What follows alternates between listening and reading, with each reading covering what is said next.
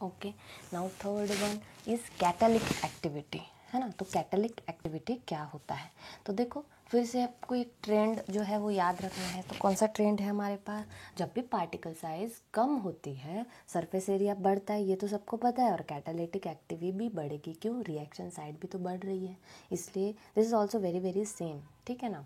तो इसका आपको यूज़ बहुत होगा। जैसे नैनो पार्टिकल कैटलिस्ट जो होते हैं वो इजीली सेपरेट भी हो सकते हैं और उनको रिसाइकल भी हम कर सकते हैं easily. That's why most of the time we are using this nano particle catalyst. देखो आप बहुत सी हमने ऑर्गेनिक रिएक्शन देखी, उसमें हमने finally divided iron, finally divided platinum, ऐसे बहुत बार जब हाइड्रोजनेशन करते थे, रिडक्शन करते थे, हम तब यूज़ करते हैं ना प्लैटिनम, पैलेडियम, ऐसे बहुत सारे मेटल्स जो है वो फाइनली डिवाइडेड फॉर्म में हम यूज़ करते हैं। तो उसका रीज़न क्या है कि उसकी कैटालिटिक एक्टिविटी इंक्रीज हो जाती है। अब if you are using in a bulk, तो बल्क में देखो रिएक्शन साइड क्या हो जाएगा, उसका कम हो जाएगा क्योंकि पार्टिकल साइज इंक्रीज होती है ना। इसके पहले वाला जो पॉइंट हमने देखा है that this point that is surface area, है ना। तो सरफेस एरिया वाला पॉइंट देखो, तो बल्क में उसका पार्टिकल साइज बड़ा होगा, सरफेस एरिया कम होगा, है ना। देन रिएक्शन साइड कम होगी, रिएक्टिविटी कम होगी। अगर इसको हम नैनो पार्टिकल फाइनली डिवाइड करते जाएंगे तो उसकी कैटालिटिक एक्टिविटी है वो भी बढ़ेगी क्योंकि उसकी रिएक्शन साइड भी तो बढ़ने वाली है। That's why we are generally using a finely divided atoms, okay, finely divided metals, better way, finely divided metals. तो और दूसरा बात क्या है, वो इजीली सेपरेट भी कर सकते हैं हम उसको, और उसको रिसाइकल भी कर सकते हैं। तो फॉर एग्जांपल पैलेडियम है या फिर प्लैटिनम है, मेटल्स है, that metals you are using as a nano particles, finely divided metals for the purpose of hydrogenation, है ना। रिडक्शन जब भी करते थे तब हम ये यूज़ करते थे।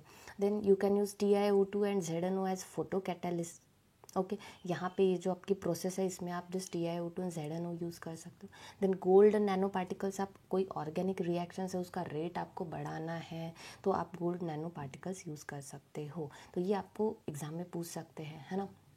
तो ये आप याद रखना, PT metals you are using for hydrogenation, TiO2 ZnO you are using for photocatalysis, and gold nanoparticles you are using as an organic reaction. So this is our third feature. Now we are going for fourth one, that is melting point. Okay, वैसे तो ये जो दो तीन points है that ये जो reduce कर दिया सिलेबस में, बट बहुत ही सिंपल है, आप याद रखना उसको, ठीक है। It is a thermal property, जो मेल्टिंग पॉइंट है thermal property, that is very very important, that your melting point is directly proportional to size. तो देखो ये ऑर्गेनिक में भी हमने पढ़ा है ना, melting point is directly proportional to size. Size अगर बढ़ते जा रहा है आपका तो melting point also increases. If your size is increasing your melting point is also increasing, if your size is decreasing your melting point is also decreasing. तो size पे depend होगा। तो चलो एक क्वेश्चन सॉल्व करते हैं। We have to find the melting point order of this fellows. तो question क्या है, सोडियम क्लस्टर ऑफ 1000 एटम, मतलब आपको सोडियम के ऐसा क्लस्टर है, मतलब बहुत सारे atoms in some special arrangement, तो that is called as a cluster. तो सोडियम क्लस्टर ऑफ 1000 एटम, जिसमें 1000 एटम है। Then sodium cluster of 10,000 atom, okay.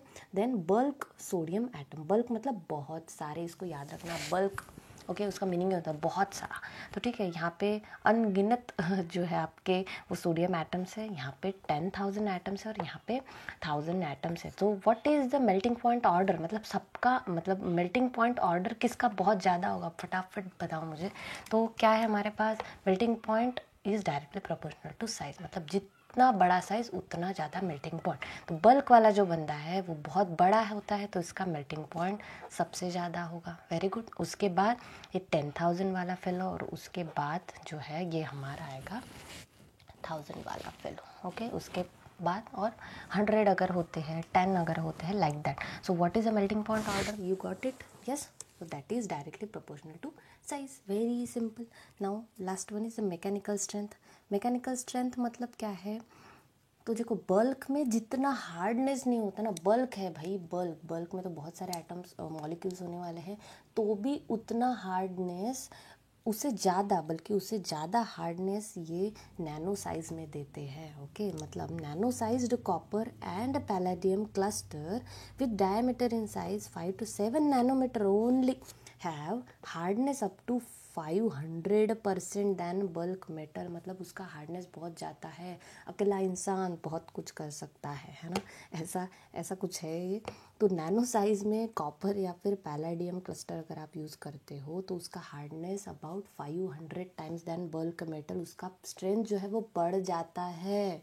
Okay, जब सब लोग उसको छोड़ के चले जाते हैं तो उसका जो मैकेनिकल स्ट्रेंथ है वो इंक्रीज़ हो जाता है। Okay, that is meaning.